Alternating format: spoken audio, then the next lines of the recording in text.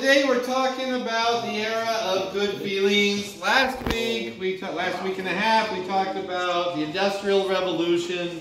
The Industrial Revolution is, of course, is a thematic unit, and so you're going to see, we talked about the steam engine and the train, and so those things weren't everywhere all at once. So it's okay to not know exactly where they have trains and where they have steamboats at that time, because they're in different places at different times, but they're expanding, getting to a lot of other places. So we start off the Industrial Revolution with James Watt and his steam engine, and then you have by the end of the Industrial Age, we have trains crisscrossing the continental United States.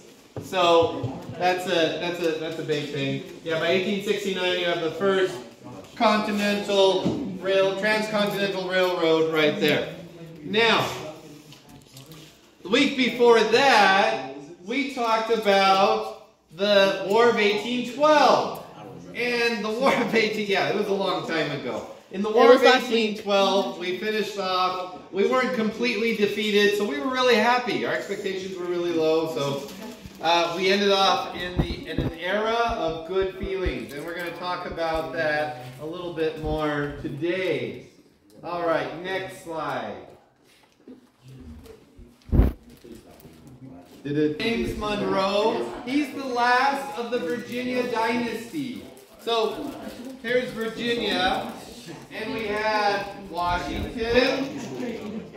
We skipped Adams because he was from Massachusetts, and he was only a one-term president. Then we have Madison. Then we have, did I skip Jefferson? I skipped Jefferson. So Washington, Jefferson, Madison, and then Monroe. Monroe. What do I not have up here? What do I not have up here that I have on all my other slides? A picture. I don't have a picture of James Monroe because we're not exactly certain what he looked like. You can go on the internet and see some pictures of him, but some of those pictures have recently been discounted as actual images of James Monroe. It was discovered that they were other people. So we're not exactly certain what James Monroe looked like, and so I don't have a picture up here. But we know that he dressed in the fashions that were popular during the Revolution. So James Monroe, he was one of the younger.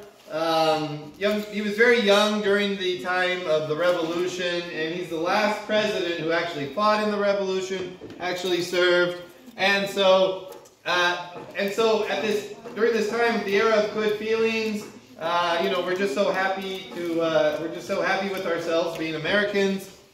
And you have James Madison, who harkens back through his attire to the time of the Revolution. And he's old at this time, but he was very young during the Revolution, and he was there and he served.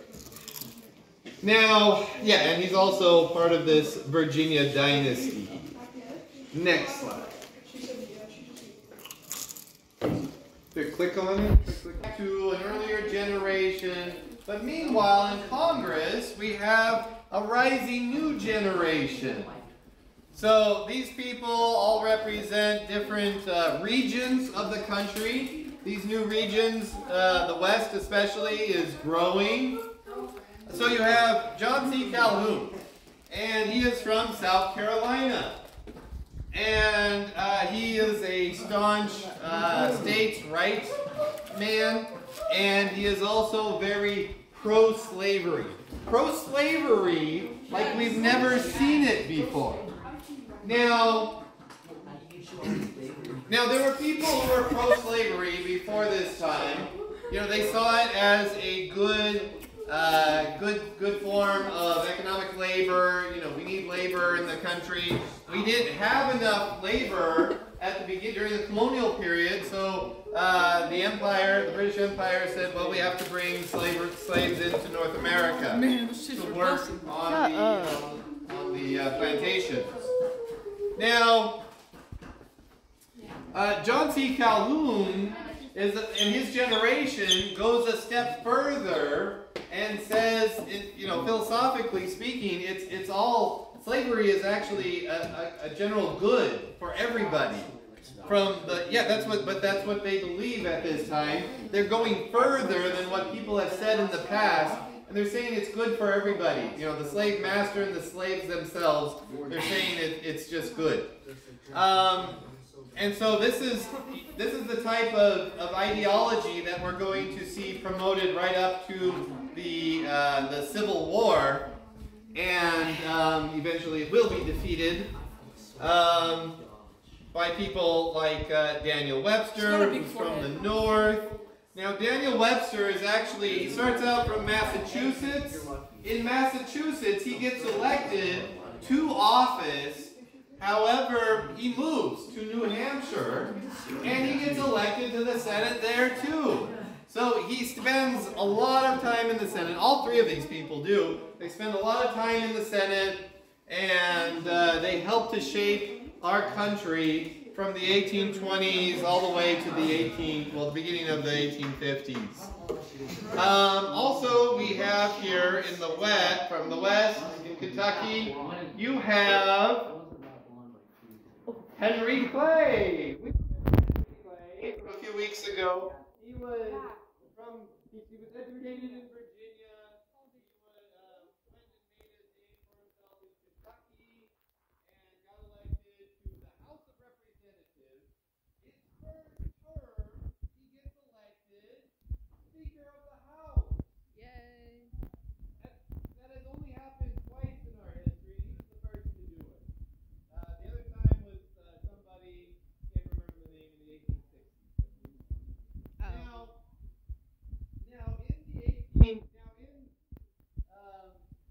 Now at this time, we remember he got elected, and the War of 1812 breaks out. He goes off to become a peace commissioner at Ghent in Belgium and helps negotiate a very favorable peace with the British in the Treaty of Ghent.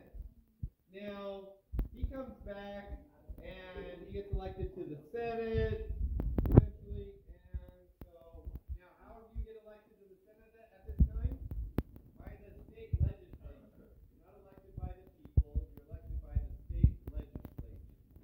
Okay, that changes in the early 20th century. Let's see. So, Henry Clay, let's talk a little bit more about his ideas. Now, he has this idea called the American system. Now, the American system is really resurrecting these old ideas from the Federalist Party, like the tariff, internal improvements, and the bank.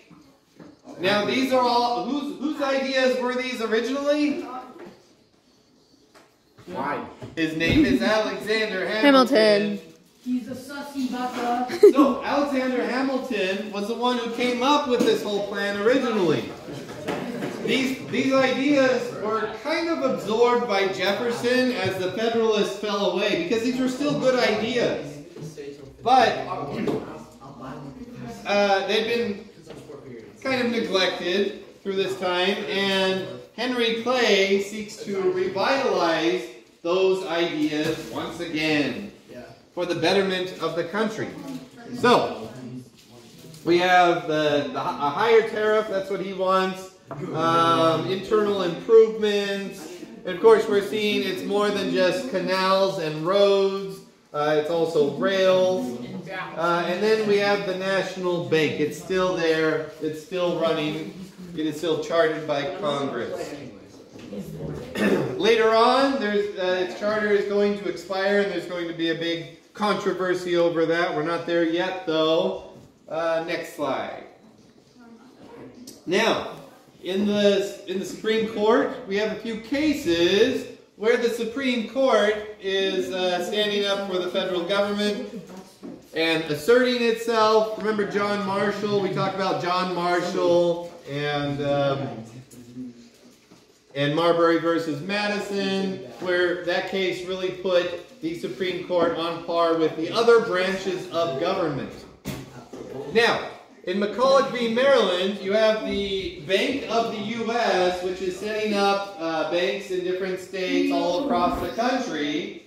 And what happens is that in Maryland, they have a bank tax. They have a bank tax, so they also have to tax the Bank of the U.S. Now, the bank goes goes to court with Maryland, and the Supreme Court says, no, Maryland, you cannot tax federal institutions. Yes. So that's McCulloch v. Maryland. We have Dartmouth v. Woodward, and in that one you have let's talk about charters for a second. Do we all remember what charters are?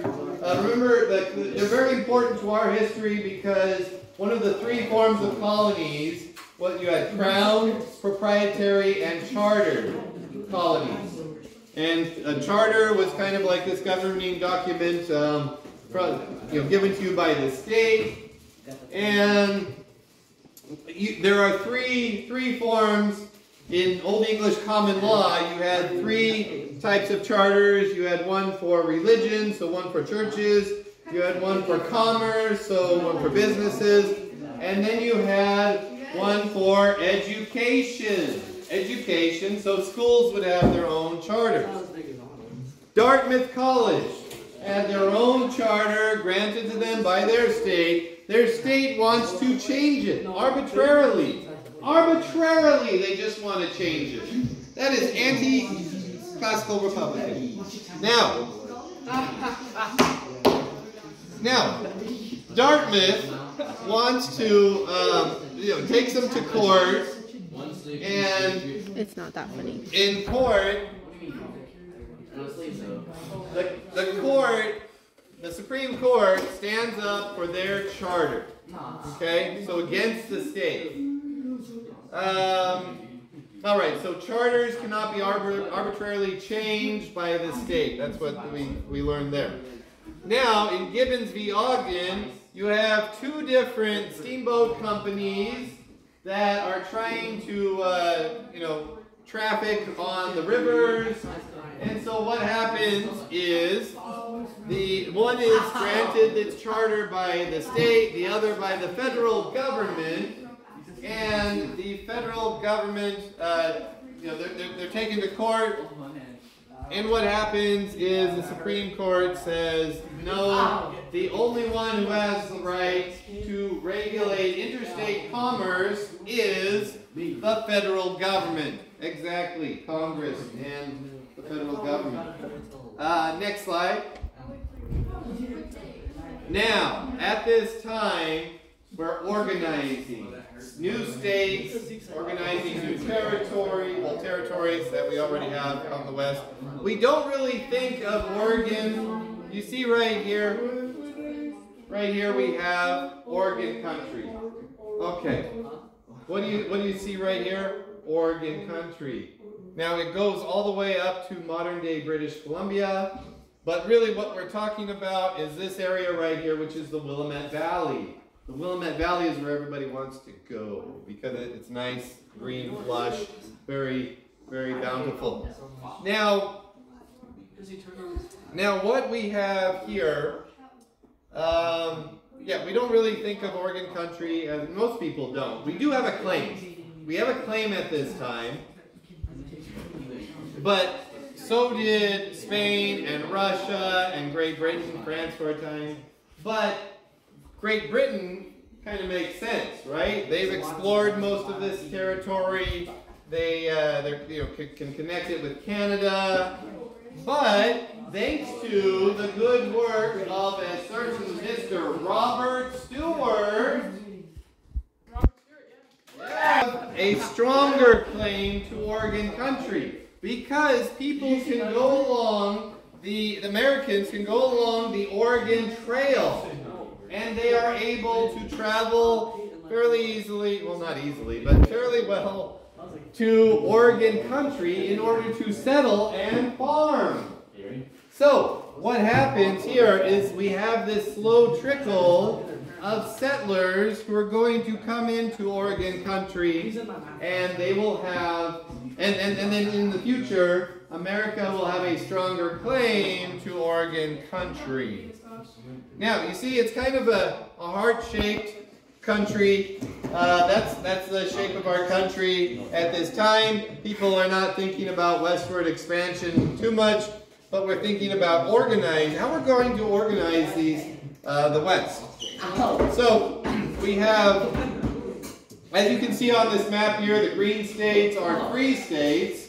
The pink states are slave states. Missouri submits its application for statehood.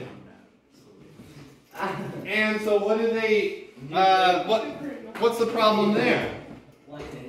It's the balance in the Senate. Okay? No one had really been thinking about this until this time, and they realized that, okay, we have a free population growing in the north. And so, which institution are they going to benefit in? The House of Representatives, right? They're going to have more representation in the House.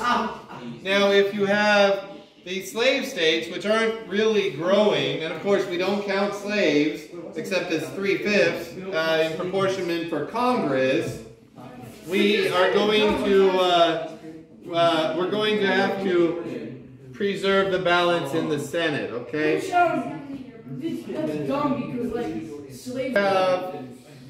So then we have Missouri apply, and they're going to be a slave state. So what happens is that the people in Congress come up with this plan that, okay, Missouri can come in as a slave state. But guess what? Who else also has their application in at this time? Maine. Now, there might be some question as to whether Maine really had the qualifications. But you know who decides qualifications for becoming a state? The Congress. Exactly. Now, there's only one qualification listed in the Constitution. Did anybody know that? No. The one constitutional requirement is that they have to have a Republican form of government. So, no monarchies need apply to the Union. And they come up with, 2 states coming in at once, and you'll see that later on. You know, you need to have, if you're going to have a slave state come in, you need to have a free state. But also, they come up with the 36th parallel as a dividing line, and all the new states to the north will be free, Missouri excluded, and all the new states to the south will be slave.